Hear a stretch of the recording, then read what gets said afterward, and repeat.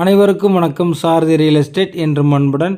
இப்போ நீங்கள் பார்க்குறது பார்த்தீங்கன்னா, பொள்ளாச்சியிலேருந்து வர்றவங்களுக்காக இருந்தாலும் சரி, உங்களுக்கு கோயம்புத்தூர்லேருந்து வர்றவங்களுக்காக இருந்தாலும் சரி, உங்களுக்கு கோயம்புத்தூர்லேருந்து வர்றவங்களுக்கு ரொம்ப பக்கமாக உங்களுக்கு பூமி கேட்டிருந்தீங்க. அந்த கோயம்புத்தூர்லேருந்து வர்றவங்களுக்கு இந்த பூமி நல்ல ஒரு சூட்டான பூமிங்க.